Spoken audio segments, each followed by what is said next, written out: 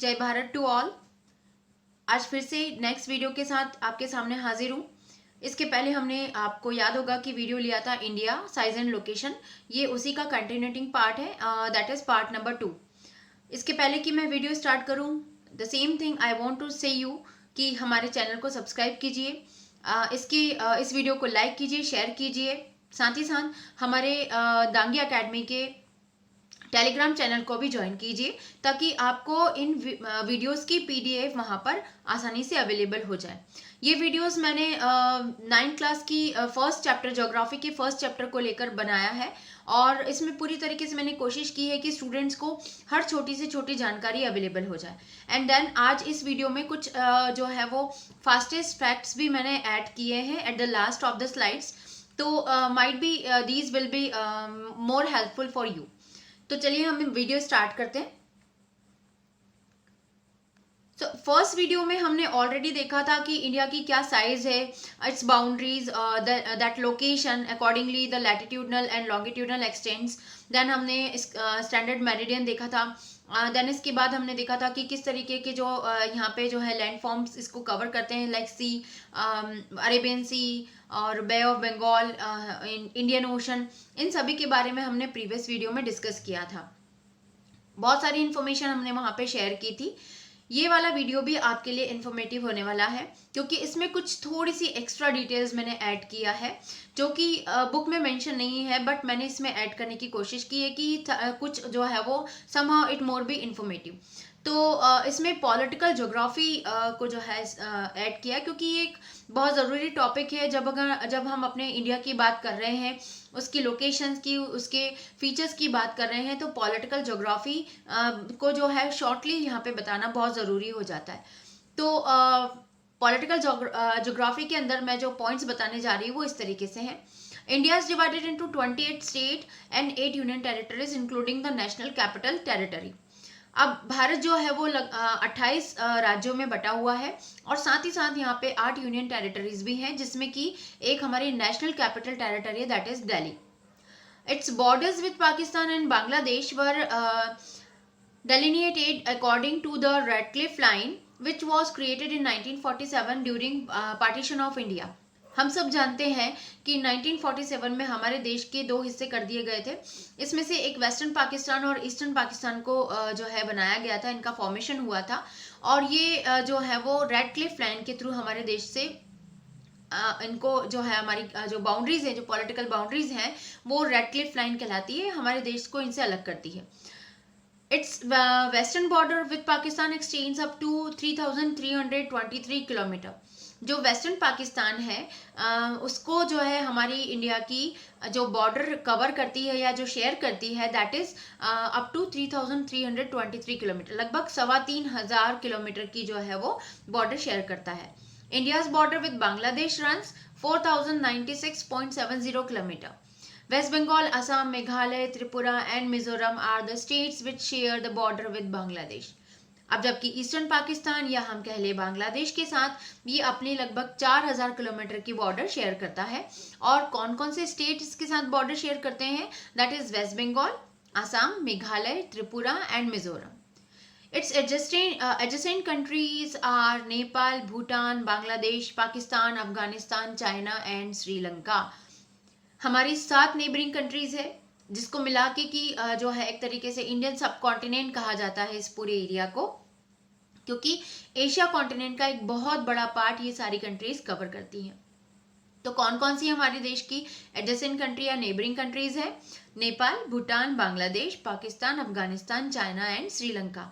तो इस तरीके से हमारा देश 7 अलग अलग कंट्रीज के साथ अपनी इंटरनेशनल बाउंड्रीज को शेयर करता है।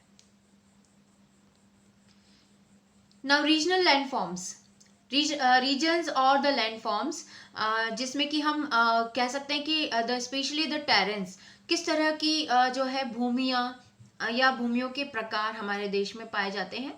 तो इसमें मैं यहाँ पे एक चीज़ ऐड करना चाहूँगी कि our country is very rich in the kind of the landforms। अलग अलग तरीके के हर तरह के जो मेन लैंडफॉर्म्स है वो हमारी कंट्री एक्सपीरियंस करती है। Let's see which are these। The first one is the northern mountains or the Himalaya ranges। Bharat जो है वो उत्तर से लेकर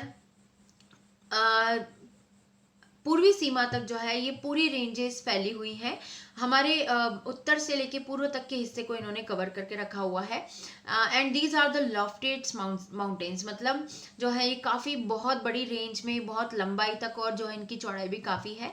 और वर्ल्ड की हाईएस्ट पीक जो माउंट एवरेस्ट है वो भी हिमालयाज में ही जो है वो मिलती है। Then peninsula plateau, peninsula plateau that means पठारी भाग, जो कि लगभग दक्षिण भारत को कवर करता है, और इसमें अरावली, विंध्याचल, सतपुड़ा रेंजेस भी इंक्लूड होती हैं। ईस्टर्न घाट्स, वेस्टर्न घाट्स ये। देन इसके बाद मालवा का प्लेट्यू है, छोटा नागपुर का प्लेट्यू है, देन डेक्कन प्लेट्यू और कच्छ काठियावाड़ प्लेट्यू है। ये सारे प्लेट्यूज जो है वो कुल मिला के, इन सभी को मिला के जो है वो हमारा पेनिनसुला प्लेट्यू फॉर्म होता है। Then Indo-Gangetic Plains, that definitely it is known as the northern plain or the Great Plains of India. तो इंडो गैंगेटिक प्लेन जो है वो मेनली 3 बड़ी बड़ी रिवर्स की वजह से फॉर्म हुआ है, that is Sindhu river, Ganga river and Brahmaputra river. Definitely मैं आपको जब रिवर्स के बारे में डिस्कस करूंगी, डिटेल्स दूंगी, तो इसमें ये इंक्लूडेड होगा। Then come to the next, that is Thar Desert. Yes, we also experienced a desert in India, and both type of desert we experience, that is cold and hot desert. The Thar Desert, which is located at the western part of India, that is known as the Thar Desert, and the Ladakh, it is known as the cold desert, and it is located in Kashmir region. The next is coastal plains. Coastal plains again जो हमारी जो coastal line है उसमें जो western Ghats और eastern Ghats हैं, तो western Ghats के से लेकर तो जो है हमारी कोस्टल लाइन तक प्लेन एरिया है। सिमिलरली ईस्टर्न घाट्स में भी जो है वो हमारी कोस्टल लाइन तक प्लेन एरिया है, and these are called the coastal plains. So it is consists the eastern Ghats folds and the western Ghats folds. So we experience two type of Ghats. The Ghats which are lying at the eastern part, it is known as the eastern Ghats, and similarly the Ghats which are lying at the western part, that is known as the western Ghats. Now islands are India also experience the islands, that is Andaman Nicobar Island, which is which is situated at the Bay of Bengal, and the Lakshadweep Island, which is found in the Arabian Sea. So देखा आपने कि किस तरीके से हर तरह का landform हमारी country में हम एक्सपीरियंस करते हैं. Now physiographic regions. Physiographic region, it is not much differ from the regions or the landforms. Exactly, these are called the craton. The craton, that means such type of the tectonic plates. हम एक तरीके से इसको जो है वो tectonic plates ही कह सकते हैं. But tectonic plates जो होती हैं उनका जो size होता है, उनका जो area होता है वो somehow it is very large, बहुत बड़ा होता है. But this craton these are refers to the upper and the inner layer of the tectonic plate. तो इनको जो है हमने अलग अलग टुकड़ों में, हमारे देश में जो है अलग अलग टुकड़ों के हिसाब से, अलग अलग टेरेंस के हिसाब से हमने इनको डिवाइड किया है. So let's see these 5 type of the craton of India. The first one is Aravalli craton. It covers the Rajasthan as well as the western and southern Haryana. ये जो है वो राजस्थान के कुछ पार्ट, राजस्थान को और हरियाणा के वेस्टर्न और सदर्न पार्ट को कवर करता है. Second one is Bundelkhand craton. It covers 2600 square kilometre in the Bundelkhand region, Uttar Pradesh, Madhya Pradesh, and form the basis of the Malwa plateau. Bundelkhand craton जो है ये बुंदेलखंड एरिया को, देन उसके कुछ पार्ट जो है वो उत्तर प्रदेश और मध्य प्रदेश को भी वो कंसिस्ट करता है, और बेसिकली मालवा प्लेट्यू को क्रिएट करता है. Then next is Dharwar Craton. It is also known as the Karnataka Craton. The granite greenstone terrain covers the state of Karnataka and part of eastern and southern Maharashtra state and forms the basis of the southern end of the Deccan Plateau. तो देखा आपने इस तरीके से कि Karnataka state को और महाराष्ट्र के पूर्वी और दक्षिणी भाग को जो है वो धारवाड़ क्रैटन या कर्नाटका क्रैटन कवर करता है. Then come to the next, that is Singhbhum Craton. 4000 square kilometer area which primarily covers Jharkhand as well as parts of Odisha, northern Andhra Pradesh, northern Telangana and eastern Maharashtra. तो ये जो सिंघभूम क्रैटन है ये झारखंड उड़ीसा, आंध्र प्रदेश, तेलंगाना और eastern Maharashtra को cover करता है। And the last is Bastar craton. It is primarily cover Chhattisgarh and forms the basis of the छोटा नागपुर प्लेट्यू। छत्तीसगढ़ क्योंकि जो है छत्तीसगढ़ से रिलेट करता है, तो ये जो है छोटा नागपुर प्लेट्यू के लिए बेस क्रिएट करने का काम करता है बस्तर क्रटॉन। तो इस तरीके से ये जो है 5 फिजियोग्राफिक रीजन हमारी कंट्री में है, और ये अलग अलग ये जो है मिलके अलग अलग राज्यों के अलग अलग हिस्सों को मिला के जो है बनाए गए हैं या इनको डिस्क्राइब किया गया है। Now the another important topic, that is climate. Obviously India experience hot climate. हमारे देश को जो अगर क्लाइमेट की बात, अगर हम एक ओवरऑल क्लाइमेट की बात हम करें तो ऐसा कंसिडर किया जाता है कि India experience the hot climate, और दैट हम कह सकते हैं कि जैसे मैंने आपको बताया था हमारे भारत को जो है ट्रॉपिक ऑफ कैंसर लगभग बराबर 2 हिस्सों में बांटती है, या बराबर उसके लगभग बीचों बीच से होके गुजरती है। तो अब ट्रॉपिक ऑफ कैंसर इसके बिल्कुल बीचों बीच से होके गुजरेगी। तो इसमें जो है हम देखते हैं कि basically we experience 2 type of climatic area. The first one is that is the tropical region and temperate region. ठीक है, लेकिन ओवरऑल जो है वी कंसिस्ट किया जाता है कि India is experience the tropical climate. The nation has 4 season: winter, summer, monsoon season and post monsoon season. इसको एडवांसिंग मॉनसून और रिट्रीटिंग मॉनसून के नाम से भी जाना जाता है। तो इसको बहुत ही शॉर्टली ले लेते हैं। The winter season which is experience during January to February, basically it starts at the month of December. कुछ एरिया में जो है वो शुरू होता है, लेट शुरू होता है, कुछ एरियाज में जो है वो जल्दी शुरू हो जाता है। तो it almost experience from the December to February month. Then the summer season is experience during the March to May. A monsoon rainy season it experience between June to September, that is also known as the advancing monsoon। जब हमारा country जो है वो गर्मी की season के बाद, summer season के बाद जो रेन एक्सपीरियंस करता है, that is known as the advancing monsoon. And a post monsoon period, it is also known as the retreating monsoon, जिसको कि हमारी लोकल लैंग्वेज में मावठा या माहौत भी कहते हैं। तो ये जो पोस्ट मानसून पीरियड है ये ऑलमोस्ट हम एक्सपीरियंस करते हैं October to December. And definitely the rainy season also affected by the western disturbances, क्योंकि हमारा जो ओशन है, इंडियन ओशन है, वो पैसिफिक ओशन से कनेक्टेड है। इसलिए कई बार ऐसा होता है कि पैसिफिक ओशन में होने वाली जितनी भी जो साइक्लोन्स होते हैं या कोई भी डिस्टर्बेंसेस होते हैं, तो उसकी वजह से भी कई बार हमारे देश में जो है वो बारिश होती है। So basically experience 4 season. Now although the tropic of cancer, the boundary between the tropic and subtropics passes through the middle of India, the whole country is considered to be tropical। जैसे कि अभी मैंने just आपको बताया था कि वैसे तो ट्रॉपिक ऑफ कैंसर के बेसिस पे अगर हम इसको डिवाइड करें क्लाइमेट को, तो हमारे देश में 2 अलग अलग तरीके के क्लाइमेट हम जो है एक्सपीरियंस करते हैं, but almost for whole country it is considered to be tropical climate. Summer lasts between March and June is most part of India. Temperature can exceed 40 degrees Celsius during the day. The coastal region exceeds 30 degrees Celsius coupled with high levels of humidity.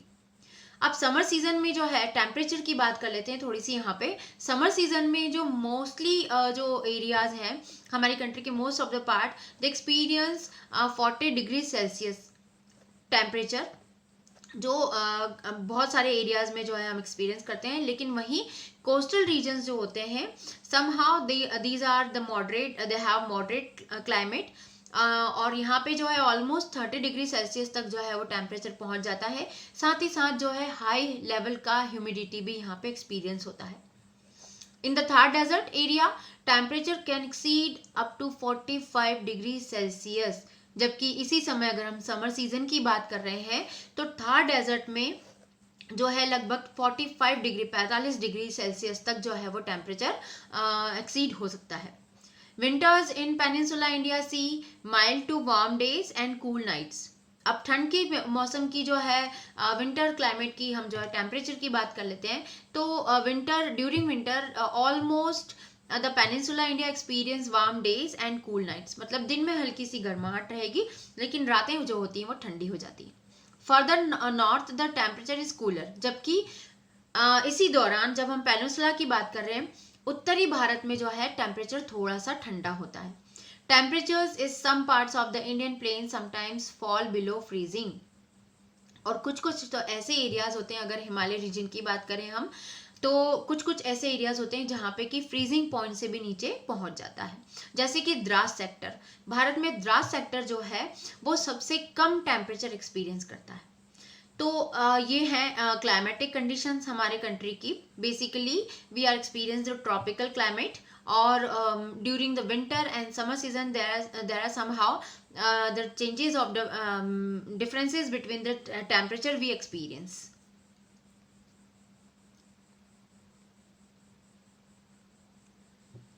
Now India and the world. अब हम बात करते हैं भारत और उसके विश्व के साथ संबंध की। तो हमें पता है कि हड़प्पन सिविलाइजेशन में भी हमने देखा था कि किस तरीके से हमारे देश के उस समय में भी जो है वो अपने दूसरे देशों के साथ, अरेबियन कंट्रीज के साथ भी जो है हमारे रिलेशंस, हमको ऐसे एविडेंसेस मिले हैं कि उस समय के लोगों के, हड़प्पन सिविलाइजेशन के लोगों के बाहर के देशों के साथ भी संबंध रहे। तो हम देखते हैं कि किस तरीके की एक जो है वो टेरेंट क्वालिटी है, हमारी कनेक्टिविटी रही है वर्ल्ड के साथ इंडिया की from the ancient time. The trans Indian ocean routes connect the countries of Europe in the west and the countries of East Asia. अब हमें सबको पता है कि जो यूरोपियंस आए थे, the Vasco da Gama that is led its his ship at the Calicut, जो उन्होंने जो है कैलिकट में अपना जो है शिप लेट किया था, तो वो जो है ऑल ओवर जो है ओशन रूट को ही कवर करते हुए आए थे। केप ऑफ गुड होप तक पहुंचे थे, अफ्रीकन लास्ट पॉइंट, और वहां से होते हुए जो है ये कैलिकट पहुंचे थे। तो इस तरीके से जो ट्रांस इंडियन ओशन रूट है, ये जो है वो यूरोपियन कंट्रीज को हमारी कंट्री से कनेक्ट करने में एक बहुत बड़ा पार्ट प्ले करता है। Then the Deccan Peninsula helps India establish close contact with West Asia, Africa and Europe from the western coasts, and with the Southeast and the East Asia from the eastern coasts. अब eastern और western coast हमने देखा था कि हमारी दो अलग अलग कोस्टल लाइन है। कोस्टल लाइन तो वैसे डायरेक्टली तो जो है पूरी हमने देखी थी कि ऑलमोस्ट 7,000 किलोमीटर लंबी है, लेकिन दो कोस्टल प्लेन्स हैं हमारे, एक वेस्टर्न साइड में है और दूसरा ईस्टर्न साइड में। तो वेस्टर्न कोस्ट की वजह से हमारे जो कांटेक्ट हुए वो वेस्ट एशियन कंट्रीज से हुए हैं, अफ्रीका से हुए हैं और यूरोप से हुए हैं। उसी तरीके से ईस्टर्न कोस्ट की वजह से जो है ईस्ट एशिया और सदर्न ईस्ट एशिया के साथ, साउथ ईस्ट एशियन कंट्रीज के साथ हमारे कॉन्टेक्ट्स हुए हैं। The various passes across the mountain in the north have provided passages to the ancient travelers, while the ocean restricted such interaction for a long time. अब हम बात कर लेते हैं थोड़ा सा और पीछे की, कि जब हमारे सी रूट्स जो है वो एक्सप्लोर नहीं हुए थे, उसके पहले जो है माउंटेन्स के थ्रू जो पासेस थे, जो दर्रे होते हैं जिनको हम दर्रा कहते हैं हिंदी में, वो जो पासेस थे इनकी वजह से जो है हमारे चाइना और जो नॉर्दर्न एरियाज हैं, जो अरेबियन कंट्रीज हैं, उनके साथ जो है ट्रैवलर्स के मतलब पुराने समय में जो ट्रैवलर्स थे वो इन्हीं पासेस का यूज करते थे। ठीक है, जिसमें कि हम एक सिल्क रूट की बात करते हैं, the famous route that is known as the silk route. ये जो है वो इंडो चाइना रूट है, और इसी तरीके से जो है नॉर्दर्न इंडिया को कवर करते हुए निकलता है। India's contact with the world have continued through the ages, but her relationships through the land routes are much older than her maritime contact. तो अब जैसे हमने यहाँ पे देखा कि दो तरीके के कॉन्टेक्ट हमारी कंट्री से वर्ल्ड के रहे हैं, एक through water body that is in trans Indian ocean route, and the second one is the passes which are lying at the mountains. लेकिन इसमें से जो लैंड रूट है वो कंपैरेटिवली ज्यादा पुराने हैं हमारे जो ओशन रूट से, क्योंकि ocean routes were explored by the European very बहुत ही मतलब जो है वो काफ़ी देर के बाद जो है इनको एक्सप्लोर किया गया था। लेकिन उसके पहले हमारे यहाँ पे एविडेंसेस मिलते हैं कि हमारे लैंड रूट से जो है वो दूसरी कंट्रीज के साथ रिलेशंस डेवलप्ड थे।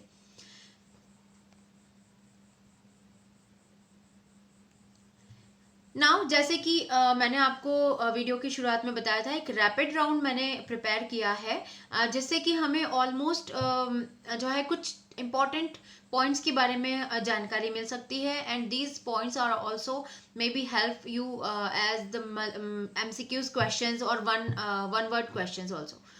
सो इसको थोड़ा सा ले लेते हैं. The rapid round, that is the first is the tropic of cancer does not pass through Odisha. अब हमें ये देखना है कि ट्रॉपिक ऑफ कैंसर कौन कौन से स्टेट से पास आउट होती है और वो स्टेट कितने हैं. तो इस तरह के क्वेश्चंस जो हैं वो आपको कॉम्पिटिटिव एग्जाम्स में भी पूछे जाते हैं. So please be care about this. The eastern most longitude of India is, that is 97 degree 25 minute east. जो सबसे जो ईस्टर्न मोस्ट लॉन्गिट्यूड है हमारा, जो ईस्टर्न मोस्ट पॉइंट है वो है 97 डिग्री 25 मिनट ईस्ट. यहाँ पे मैंने सिर्फ एक ही जो है पार्ट को, एक ही पॉइंट को डिस्क्राइब किया है, मेंशन किया है. इसी की तरह जो है हम बाकी के 3 पॉइंट्स को भी डिस्क्राइब जो है वो ले सकते हैं. The southern most point, the western most point and the northern most point. Uttarakhand, Uttar Pradesh, Bihar, West Bengal and Sikkim have common frontiers with. अब जैसे कि हमने देखा था कि वो कौन कौन सी स्टेट बाउंड्रीज हैं जो नेपाल के साथ शेयर होती है. तो ये है Uttarakhand, Uttar Pradesh, Bihar, West Bengal and Sikkim. So it shares 5 states border. Okay, then my friend hails from a country which does not share land boundary with India. Identify the country. अगर आपसे कहा जाए कि एक बंदा जो है वो एक ऐसी कंट्री से बिलोंग करता है जो इंडिया के साथ अपनी बॉर्डर शेयर नहीं करती है, तो क्या आप उस कंट्री का नाम बता पाएंगे? Definitely it is Tajikistan. How many states and union territories does India have? अब यहाँ पे जो है एक छोटी सी मिस्टेक है, that is I mention 7 union territories, whether it is the 8 union territories. So we are having 28 states and 8 union territories. Which line divides into India into approximately 2 equal part? That is Tropic of Cancer. जैसे कि अभी हमने climate वाली slide में discuss किया था कि tropic of cancer जो है वो ऑलमोस्ट हमारी कंट्री को आधे पार्ट में डिवाइड करती है. अच्छा, इससे रिलेटेड एक क्वेश्चन भी जो है वो पूछा जाता है कि कौन सी रिवर जो है वो ट्रॉपिक ऑफ कैंसर के ऑलमोस्ट पैरेलल फ्लो होती है. तो वो जो रिवर्स हैं वो है Narmada and Tapi. Okay, now come to the next question. Which meridian is fixed as a standard meridian of India? कौन सी मेरिडियन को, कौन सी लॉन्गिट्यूडनल एक्सटेंट को स्टैंडर्ड मेरिडियन ऑफ इंडिया जो है वो एक्सेप्ट किया गया है? That is 82.5 degree east and it is passes through the Mirzapur, Uttar Pradesh. ये जो स्टैंडर्ड मेरिडियन है ये मिर्जापुर से होके गुजरता है उत्तर प्रदेश में, और इसी मेरिडियन पे होने वाले समय को ही जो है भारत का एक आदर्श समय मान लिया जाता है. Now which of the following groups of island belonging to the Indian territory lies in the Arabian sea? अब अरेबियन सी में कौन से आइलैंड्स का जो द ग्रुप ऑफ आइलैंड है उसका नाम है Lakshadweep. And similarly, if they are asking about the Bay of Bengal, then the answer will be Andaman and Nicobar Island. Which of the following is the oldest route of contact between India and the other countries of the world? That is land route. Okay, क्योंकि ocean जो root है वो क्या हुए हैं, काफी बाद में जो है एक्सप्लोर हुए. What is the position of India in the world in respect of area? Area के अकॉर्डिंग हमारे देश की पूरे विश्व में कौन से स्थान पे जो है वो हमारा देश जो है वो कौन से स्थान पे आता है? So it secures the 7th position. 7वें स्थान पे जो है वो एरिया के अकॉर्डिंग हमारा देश आता है. India shares its border with how many countries? Bharat अपनी जो इंटरनेशनल बॉर्डर्स हैं वो कितने देशों के साथ शेयर करता है? So these are 7 countries. What is the length of Indian coastal line? It is 7,516 kilometer. जो total coastal line है, it is also included the part of Bay of Bengal, that Arabian Sea and Indian Ocean. तो ये जो total coastal line है इसका length होता है 7,516 kilometer. And the last but not the least, India has land boundaries of about, Bharat की जो land boundaries है वो almost कितनी है? That is 15,200 kilometer. तो होप कि आपको वीडियो पसंद आएगा. और डेफिनेटली वीडियो देखने के बाद मैसेज करके या फिर कमेंट्स करके आप डेफिनेटली बताइए कि आपको ये रैपिड राउंड कैसा लगा। अगर ये एक पॉजिटिव जो है वो एस्पेक्ट हो सकता है, if it will be an asset for you, then definitely आगे की स्लाइड्स में, आगे की वीडियोस में भी जो है वो इसी तरीके के जो है रैपिड राउंड मैं लेके आऊँगी। आप डेफिनेटली मुझे इसकी रिगार्डिंग जो है वो कमेंट्स करिएगा। सो जय भारत।